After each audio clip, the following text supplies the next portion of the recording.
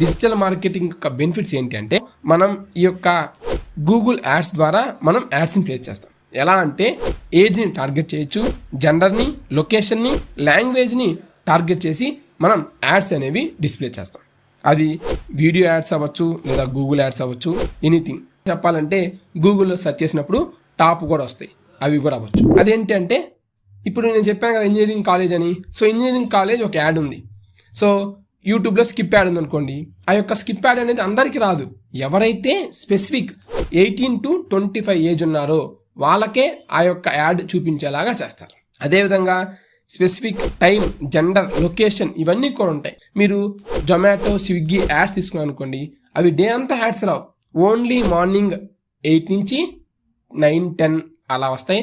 తర్వాత ఆఫ్టర్నూన్ 12 నుంచి 2 వరకు, మళ్ళీ ఈవినింగ్, ఆఫ్టర్నూన్ కనిపించవు, మళ్ళీ నైట్ కనిపిస్తాయి. అంటే మనం లంచ్, డిన్నర్, టిఫిన్ చేసే టైంలో ఆ యాడ్స్ కావాలి. అది కూడా ఆ యాడ్స్ అనేవి అన్ని చోట్ల ఉండవు. సపోజ్ ఒక పల్లెటూరులోకి వెళ్ళి వీడియో ఓపెన్ చేస్తే అక్కడ జొమాటో, స్విగ్గీ యాడ్ రాదు. ఓన్లీ సిటీస్లో జొమాటో, స్విగ్గీ ఉన్న ఏరియాస్లోనే ఆ యాడ్స్ అనేవి డిస్ప్లే అవుతాయి. ఓకేనా? అంటే మనం స్పెసిఫిక్గా ఎవరికి టార్గెట్ చేస్తున్నాం ఏంటి అనేది స్పెసిఫిక్గా టార్గెట్ చేసి మరి మన యొక్క యాడ్స్ని డిస్ప్లే చేయొచ్చు. అది కూడా క్లిక్ చేస్తేనే మీరు చూస్తున్న స్కిప్ యాడ్స్ వస్తాయి కదా, ఆ స్కిప్ యాడ్స్ అనేవి మీరు నాన్ స్కిప్ కొడతారు.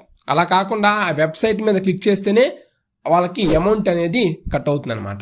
ఎవరు సపోజ్ ఇప్పుడు నేను ఒక యాడ్ ప్లే చేయాలనుకుంటున్నాను అంటే నా యాడ్ వచ్చేసరికి మా ఛానల్ని సబ్స్క్రైబ్ చేసుకోండి అని చెప్పి ఒక యాడ్ డిస్ప్లే చేస్తాను. ఆ యాడ్ అనేది నియర్లీ 70,000 నుంచి 80,000 మందికి సజెషన్స్లోకి వెళ్తుంది.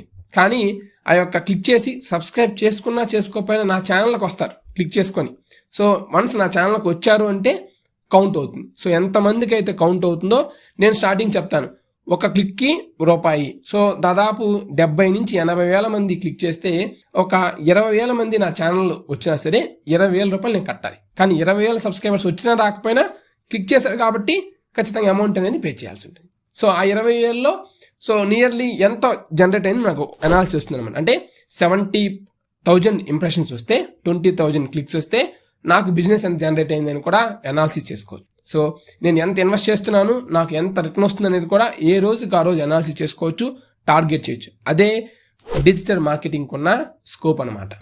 గత 3 సంవత్సరాలుగా లాక్డౌన్ నుంచి digital marketing is one of the best leading course అనమాట డిజిటల్ మార్కెటింగ్. అదేవిధంగా డిజిటల్ మార్కెటింగ్ పరంగా చాలా మంది చాలా అమౌంట్ అనేది ఎర్న్ చేస్తున్నారు.